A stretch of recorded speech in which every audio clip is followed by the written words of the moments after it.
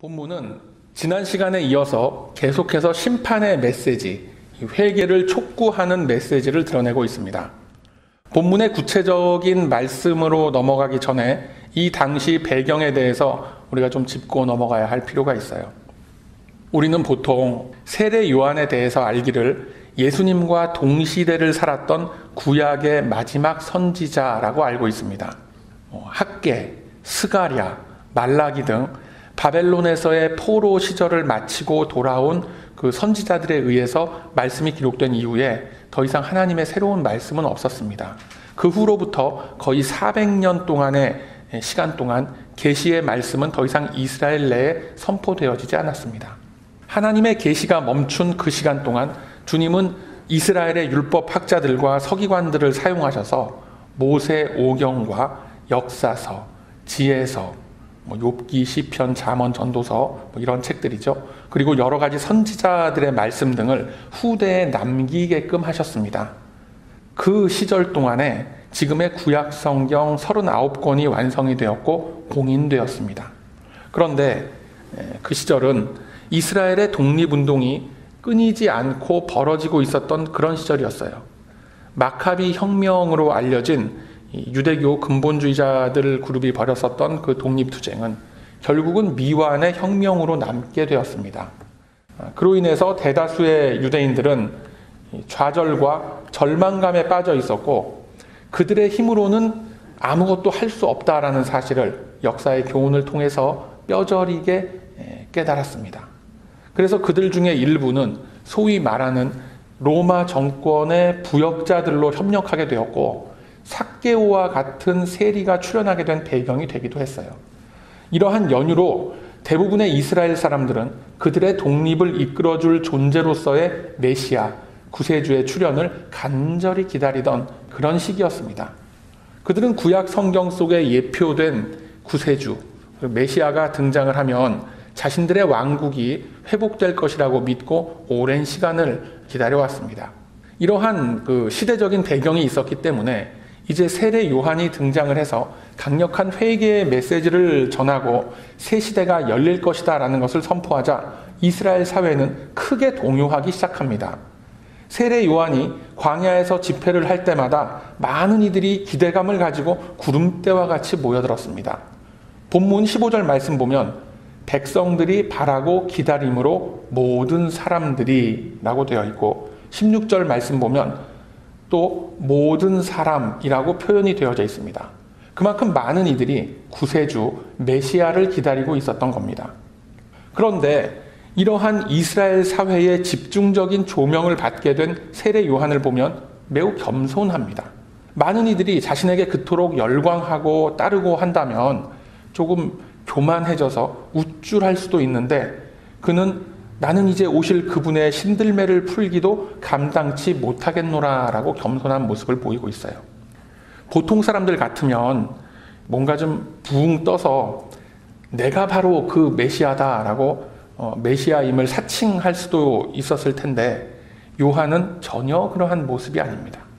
오히려 그에게 와서 질문하는 레위인 제사장들과 바리새인들에게 대답하기를 나는 그리스도도 아니요 나는 엘리야도 아니요 나는 선지자도 아닙니다 라고 대답을 합니다. 그럼 도대체 당신의 정체가 뭐요? 라고 묻는 유대 사회의 그 종교 귀족들에게 답하기를 나는 그저 이사야 선지자의 글과 같이 주의 길을 곧게 하라고 광야에서 외치는 자의 소리일 뿐입니다 라고 알쏭달쏭한 대답을 합니다. 그러면서 자신은 오직 예수 그리스도만을 알리기 위해서 부르심을 입었을 뿐이다 라고 합니다. 외치는 자의 소리라고 합니다. 외치는 자도 아니고 외치는 자의 소리라면 그 소리의 파장이 지나가고 나면 더 이상 흔적도 남지 않는 겁니다. 이 철저하게 자신은 낮추고 오직 예수님만을 드러내는 그런 종의 모습인 거예요. 이러한 세례 요한의 겸손한 모습은 이미 그의 어머니 엘리사벳이 겸손하게 마리아를 맞아들이고 무난하던 모습에서부터 찾아볼 수가 있습니다. 세례 요한의 어머니 엘리사벳이 성령으로 잉태한 그 마리아가 찾아왔을 때에 여자 중에 내가 가장 복이 있는 여자라고 축복을 하고 내 주의 모친이 찾아주셔서 기쁘고 참 감사합니다 라는 문안 인사를 합니다. 이처럼 모전자전의 모습이 세례 요한의 모습을 통해서도 그대로 나타나고 있는 거예요. 자신을 낮추면서 이 겸손한 모습의 세례 요한이었지만 그가 전하는 메시지는 아주 강력하고 좌우의 날선 검과 같이 힘이 있고 능력이 따르는 그러한 말씀이었음을 우리가 기억해야 합니다. 본문의 말씀은 크게 두 부분으로 나누어집니다. 15절서부터 17절에는 예수님께서 성령과 불로 세례를 주실 것이다 라고 합니다. 그리고 18절에서 20절에는 분봉왕 헤롯이 세례 요한을 옥에 가두고 결국은 참수형을 시키는 그런 대목으로 나뉘게 됩니다. 여러분, 우리가 흔히 사용하는 말 중에 A라 쓰고 B라고 읽는다라는 그런 이야기 아시죠? 여행이라고 쓰고 청춘이라고 읽는다, 그런 얘기 있죠. 자, 16절에 나오는 성령과 불로 세례를 준다라는 그 말씀도 세례라고 쓰고 심판이라고 읽는 겁니다. 여기에는 두 가지의 그 복합적인 의미가 있어요. 즉, 성령으로서 복음을 깨닫게 하시고 불로서 심판하신다라는 말씀입니다. 자, 요한은 강한 어조로 예수님을 심판주로서 전능자로서 소개하고 있고 타작마당을 정결케 하시느니 알곡과 쭉정이를 구별하여 태우시느니 등으로 표현을 하면서 예수님께서 하실 구체적인 사역에 대해서 소개하는 말씀을 전하고 있어요. 그런데 19절로 넘어가면 전혀 다른 분위기로 바뀝니다. 예수 그리스도의 강림 소식을 전파하던 세례 요한을 당시 유대 지역의 분봉왕 헤롯이 잡아들여서 옥에 가두는 사건이 벌어지게 됩니다. 18절 말씀 보면 세례 요한은 여러 가지로 권하여 백성들에게 좋은 소식을 전했다라고 되어 있습니다. 강한 어조의 회개를 촉구하는 말씀뿐만이 아니라 당시 이스라엘 사람들에게 여러 가지로 소망과 미래의 희망을 주는 말씀을 전하는 그런 사역을 했습니다. 그럼에도 불구하고 그는 옥에 갇히게 되고 결국은 참수형을 당하는 사건으로 이어지게 되는 겁니다. 자, 이처럼 세례 요한에게 일어났던 일들을 통해서 하나님은 우리들에게 무엇을 말씀하시고 싶으실까요? 우리들은 본문 속에 드러난 세례 요한의 외침과 더불어서 그의 삶이 진행되는 모습을 통해서 몇 가지 중요한 사실들을 발견할 수가 있습니다. 첫 번째로 예수 그리스도의 강림, 성육신으로 인하여 영원한 구원의 문이 열리게 됐다라는 것을 선포하고 있습니다. 예수 그리스도께서 친히 구원의 문이 되시고 통로가 되사 그 문으로 들어오는 자마다 멸망치 않는 영원한 생명을 얻게 하셨습니다. 오직 예수 그리스도만이 하나님께로 이르는 유일한 길이 되는 것입니다. 그저 착하고 열심히 살아서 구원을 얻는 것이 아니라 예수 그리스도를 통해서 복음을 믿고 그 말씀대로 따라야 구원의 반열에 오르게 된다는 것을 알리고 있는 겁니다. 당시 로마의 그 지배 세력하에 있었던 많은 이들이 생각하기를 로마 황제가 신이라고 생각을 했습니다.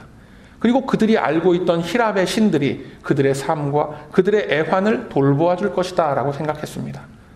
그러한 당시의 시대상을 보면서 세례 요한은 수천 년 전에 언약되어진 그 메시아가 이제 이곳에 강림하셔서 성령으로 세례를 주고 불로서 심판하실 것이다 라는 것을 선포하는 것입니다. 이 예수님이 주시는 진짜 세례는 물속에 들어가거나 물을 뿌리거나 하는 그런 퍼포먼스에 포인트가 있는 것이 아닙니다. 십자가 위에서 흘리신 보혈로 우리의 심령을 적셔주시는 것입니다. 예수님께서 주시는 세례는 그리스도와의 인격적인 만남으로 인한 내면의 변화를 낳게 하는 겁니다. 물로 씻어 우리를 깨끗게 하신다라는 그 말씀은 하나의 비유입니다. 영적으로는 그리스도의 보혈로서 우리들이 씻겨지는 거예요. 그러나 깨끗하게 씻겨진다라는 점이 같기 때문에 피를 물로서 대신하는 것뿐입니다. 즉, 부르심에 거룩한 은혜를 입고 회개한 심령들이 그리스도의 정결한 보혈로 씻음 받았음을 공동체 앞에 고백하는 의식을 하는 게 오늘날의 세례입니다. 실제로 주께서 성령의 불과 말씀의 은혜로 주시는 그 세례는 눈에 보이는 세례가 아닙니다. 예전에는 전혀 믿지 않았고 관심조차 없었던 그 마음들이 이제는 하나님을 생각하게 되고 하나님을 인식하게 되고 의지하게 되고 자신의 죄를 회개하고 또 말씀을 따르게 되는 그 모든 과정들이 성령으로서 세례를 받은 결과로 나타나는 것들입니다. 그리고 그것이 구원의 여정 속으로 들어가는 첫걸음이 된다라는 것을 알리는 겁니다. 그래서 오직 그리스도만이 유일한 구원의 통로가 되고 수단과 방법이 되는 겁니다. 하나님은 복음의 가장 기초적인 내용을 요한의 선포를 통해서 다시 한번 이스라엘과 함께 이 데오빌로 각하 무리들에게 알리시는 것임을 우리가 기억할 필요가 있습니다. 두 번째로 17절 말씀을 보면 자기의 타작마당을 정결케 하신다라고 했습니다. 이 타작마당이 어디예요? 이 말씀 속의 타작마당은 미래에 있을 하나님의 심판마당을 의미하기도 하고 현재 우리들이 하나님의 통치를 받으면서 살아가고 있는 삶의 영역을 의미하기도 합니다. 이제 본격적인 신약의 시대가 열림으로써 예수 그리스도께서는 성령의 불로서 우리들을 연단하시고 재련하사 정금과 같은 구별된 신앙인으로서 또 알곡으로서 다듬어 가시는 겁니다. 그리고 장차 올 그 심판의 때에 쭉정이로 표현되는 회개치 않는 자들은 하나님의 심판대 앞에서 영원히 꺼지지 않는 불의 심판을 당할 것임을 선언하고 있는 것입니다. 즉 성도가 당하는 성령의 불세례와 불신자가 당하는 불의 심판이나 똑같이 뜨거운 고통이 따르는 것은 마찬가지입니다. 그러나 성령의 불은 결국엔 우리를 연단하여 정금과 같이 만들어냅니다. 불의 심판은 영원히 꺼지지 않는 불 속에서 영원한 고통을 당하며 그 안에서 슬피 울며 이를 갈게 될 것이다 라고 성경은 분명하게 증거하고 있습니다. 여러분, 우리들이 세상을 살아가면서 마치 불의 심판과 같은 그런 고통을 당할 때가 많이 있죠. 마치 지금 살고 있는 이곳이 지옥처럼 느껴지고 빨리 피하고만 싶은 그런 상황을 만날 때가 많이 있습니다. 그러한 고통을 그냥 고통이라고 생각을 하면 안 됩니다. 우리의 나이와 우리의 연륜에 상관없이 그것은 주님이 우리들을 연단하시는 과정입니다. 사람 채찍과 인생 막대기로 끊임없이 우리들을 다듬어 나아가시는 겁니다. 그것을 피하려고 하지 마세요. 피할 수도 없고 피해서도 안 됩니다. 당장은 피할 수 있을지 몰라도 그 연단의 터널은 다시금 우리 앞에 나타나게 되어 있습니다. 이번 기회에 살짝 피했다고 해서 영원히 없어지는 그러한 과정이 아닙니다. 누구에게나 동일하게 나타나는 과정입니다. 절대로 피할 수가 없습니다. 인생의 시간 중에서 전반기에 나타나던 후반기에 나타나던 반드시 만나게 되어 있습니다. 그러나 그 시기를 주님과 함께 견뎌내며 이겨낸 사람들에게 반드시 주님이 주시는 그 보상이 따르게 되어 있다는 것 성경은 증언하고 있습니다. 성경은 말씀하시길 성도를 실현하려고 즉 연단하고 재련하기 위해서 오는 불시험을 두려워하지 말라라고 말씀합니다. 닥쳐온 고난을 그리스도의 고난에 참여하는 것으로 알고 즐거워하라라고 말씀합니다. 참 어렵죠. 납득하기가 힘들죠. 이런 말씀들 보면. 그러나 베드로후서 4장 16절 이하에서 계속해서 말씀하시길 만일 그리스도인으로서 고난을 받은 즉 부끄러워하지 말고 도리어 그 이름으로 하나님께 영광을 돌리라 라고 합니다. 그 과정이 바로 타작마당을 정결케 하는 것입니다. 그 타작마당이 정결케 되는 그 과정 가운데에 우리의 인생이라는 시간이 지금 흘러가고 있는 겁니다. 그래서 세례 요한은 줄기차게 외쳤던 겁니다. 기다리던 그 메시아가 강림하셨다. 그 얘기를 예비하고 이제 그 앞에 나와 회개하고 죄사함의 세례를 받고 그분만을 삶의 주인으로 영접하라 라는 것입니다. 이처럼 광야에서 여러 사람들을 상대로 힘있게 구원과 심판의 메시지를 선포하던 그 요한을 분봉왕 헤롯은 옥에 가두어 버립니다. 왜요? 바로 그의 죄를 지적했기 때문에 그렇습니다. 마태복음 14장에 보면 이 헤롯이 어떤 인물인지 잘 드러나 있습니다. 그는 매우 탐욕적인 인물로 그려지고 있고 동생의 아내를 빼앗은 악행을 저지른 사람이었습니다. 즉 분봉왕 헤롯은 정통 유대인이 아닙니다. 당연히 하나님의 말씀이나 율법에는 아무런 관심도 없는 사람입니다. 그러한 자에게 세례 요한이 다가가서 직접적으로 그의 죄를 지적을 하자 헤롯은 회개를 하기는커녕 화를 버럭 내면서 요한을 투옥해버립니다. 사실 대다수의 선지자들은 매우 직설적인 말씀을 가감없이 전하도록 부름을 받았습니다. 선지자들, 즉 시대를 초월해서 하나님의 말씀을 맡은 이 말씀의 종들에게 맡겨진 가장 큰 사역은 다가올 심판에 대한 경각심을 고취시키는 것입니다. 당시의 시대 상황 속에서는 가장 최근의 말씀이라고 할 수 있는 그 말라기의 말씀에 보면 극렬한 풀무불 같은 날이 이르리니 교만한 자와 악을 행하는 자는 다 초계 같을 것이라. 그 이르는 날이 그들을 살라서 그 뿌리와 가지를 남기지 아니할 것이로다 라고 말씀합니다. 뿐만 아니라 구약의 가장 마지막 그 말씀인 말라기 4장 6절 말씀 보면 그가 아비의 마음을 자녀에게로 돌이키게 하고 자녀들의 마음을 그들의 아비에게로 돌이키게 하리라. 돌이키지 아니하면 두렵건대 내가 와서 저주로 그 땅을 칠까 하노라 라고 말씀하고 있어요. 앞서서 세례 요한이 선포한 말씀들과 특별히 다를 바 없는 강한 어조로 심판과 회개함에 대해서 말씀을 주시고 계십니다. 하나님을 바르게 예배하지 않고 하나님을 바르게 섬기지 않는 그 이스라엘과 지도자들을 향해서 하나님은 계속해서 신랄한 표현으로 질책을 하시고 돌아올 것을 말씀하시는 겁니다. 심지어 예레미야 12장 말씀 보면 이스라엘이 타락하고 그 변질되도록 영향을 미쳤던 그 주변의 이웃들마저도 땅에서 다 뽑아버리겠다라고 말씀합니다. 뿐만 아니라 도저히 죄에 찌들어버린 이스라엘이 더 이상 회개함의 자리에조차 이르지 못할 것이다 라는 것을 탄식하는 말씀도 나옵니다. 이처럼 하나님의 부르심을 입은 말씀의 종들은 하나같이 직설적이고 강한 어조로 심판과 회개를 촉구하는 메시지들을 선포하는 데 있어서 주저하지 않았습니다. 똑같이 심판과 회개의 말씀을 촉구하는 그런 말씀이 선포가 되는데 왜 어떤 사람들은 그 말씀을 받아들여서 장차 오실 그리스도를 사모하는 자리에 서게 됐고 어떤 사람들은 오히려 거부하고 오히려 핍박하는 자리에 서게 되는가? 물론 하나님의 은혜를 입은 사람들은 당연히 회개함의 자리에 나아갈 수 있게 됩니다. 바로 여기에서 본문 속에 숨겨진 하나님의 속마음이 보이게 되는 거예요. 우리가 잊지 말아야 할 것은 이 말씀이 애초에 누구를 겨냥하여서 기록이 되어진 말씀인가라는 점입니다.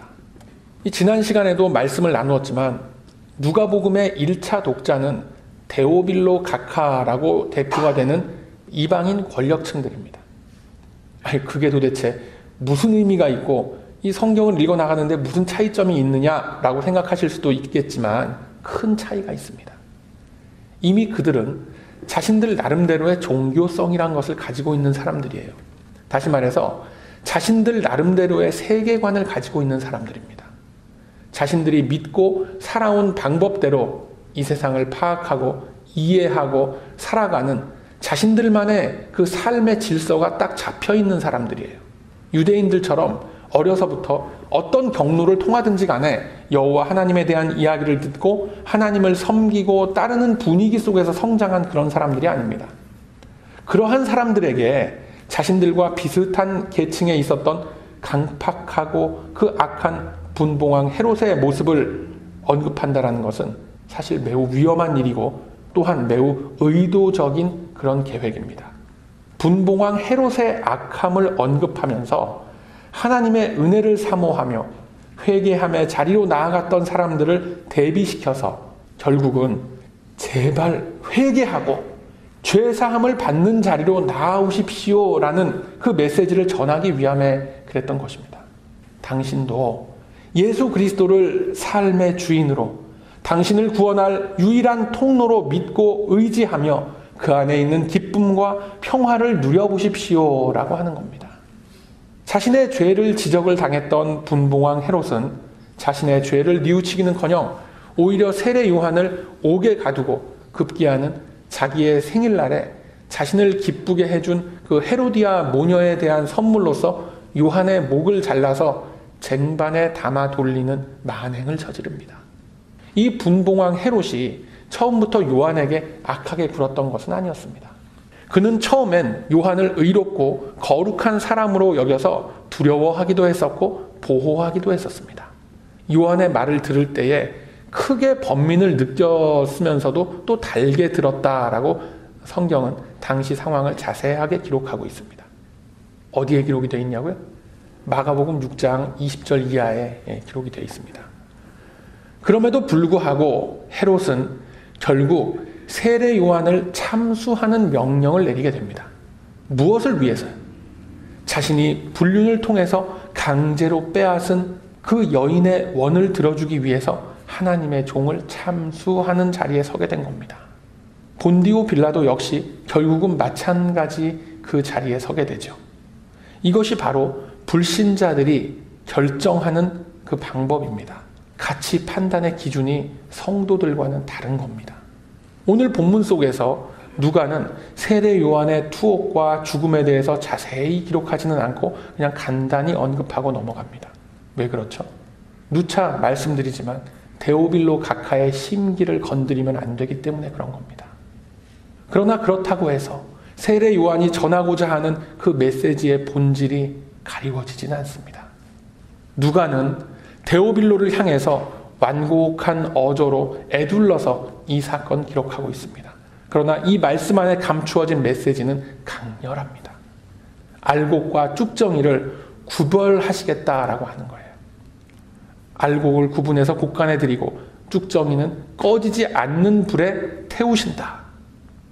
우리들은 신앙생활을 하면서 많이 들었었던 이야기들이지만 이 심판의 메시지를 처음 듣는 당시의 이방인들은 어떤 마음들이었겠습니까?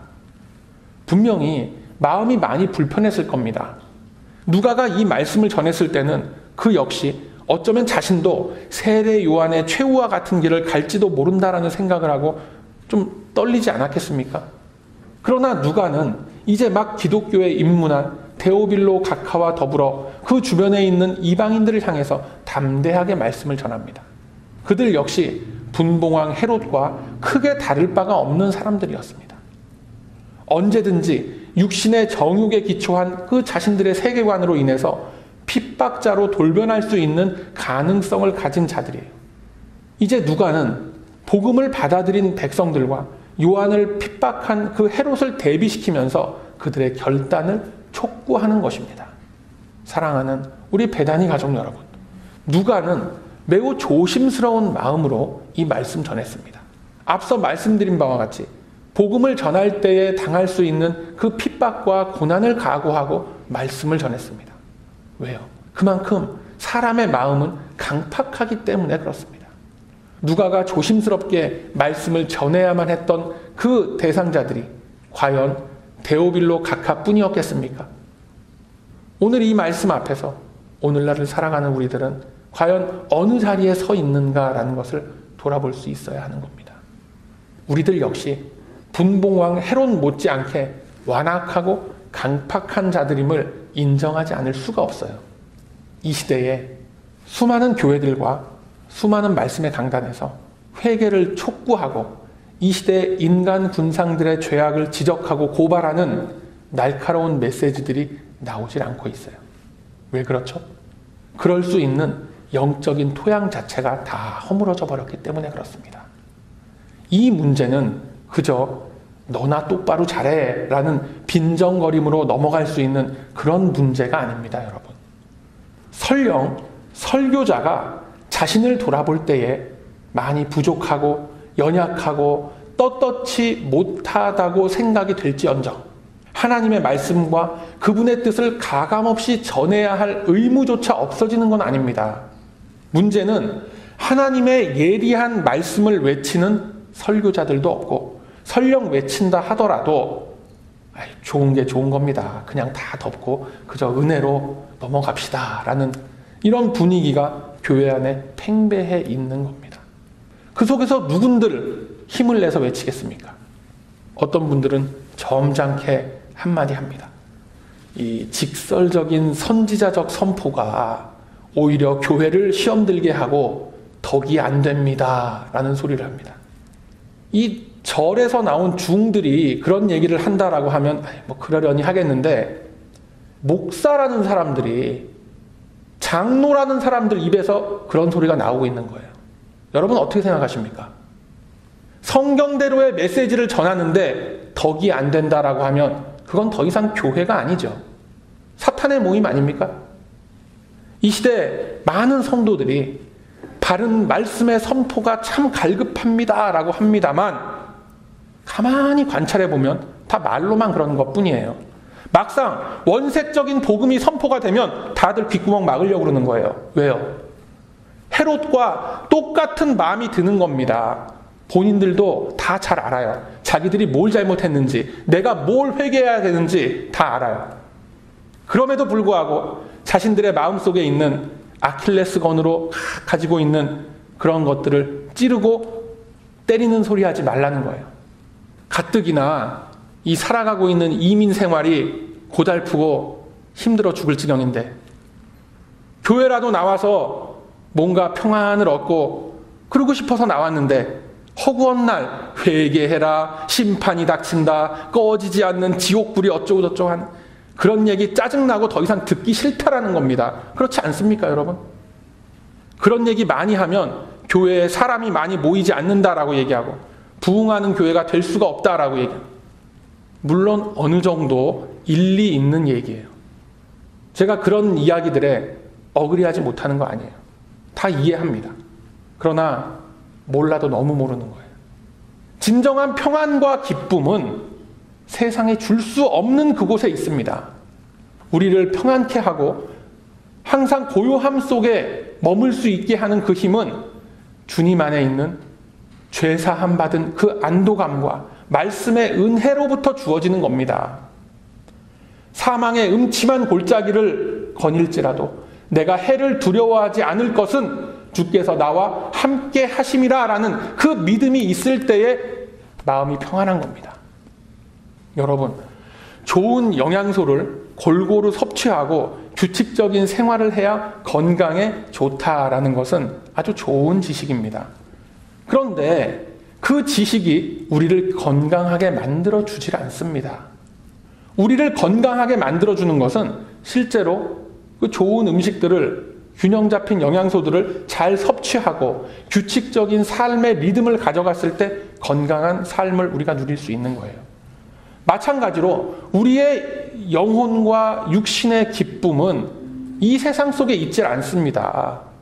하나님의 말씀과 성령의 감동을 실제의 현실 속에서 누리질 못하는데 당연히 평안이 없고 안정감이 없는 겁니다.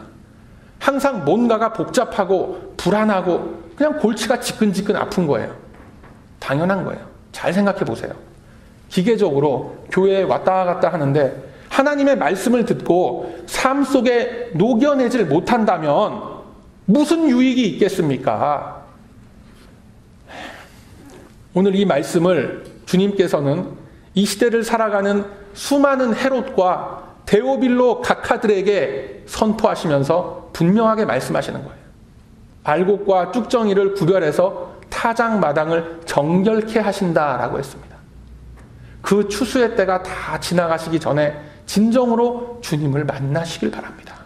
이제 우리들의 모든 연약함과 그 질고를 지고 그 거룩한 보혈로서 우리들을 깨끗게 하실 그리스도의 은혜는 죄를 회개하고 겸손히 말씀을 따르는 이 모든 심령 가운데 영원토록 함께 할 것입니다. 이 믿음을 가지고 주님의 말씀 앞에서 헤롯과 같이 핍박자의 자리에 서는 것이 아니라 그리스도의 강림을 사모하던 그런 무리들 중에 한 사람이 다들 되시길 소망합니다. 이것이 아무런 회개의 모습을 보이지 않고 오직 입으로만 신앙생활을 하는 이 시대의 수많은 분봉왕 헤롯과 데오빌로 각하 여러분들에게 보내는 하나님의 소중한 음성임을 기억하시기를 바랍니다. 그러함으로 이제는 주님의 말씀을 온전히 듣고 따르며 삶 속에 증거해 내므로써 마지막 심판의 때에 주님의 소중한 알곡으로 길이 영원히 남을 저와 여러분의 복된 삶이 다 되시길 이 아침에 주님의 이름으로 축원드립니다. 아멘.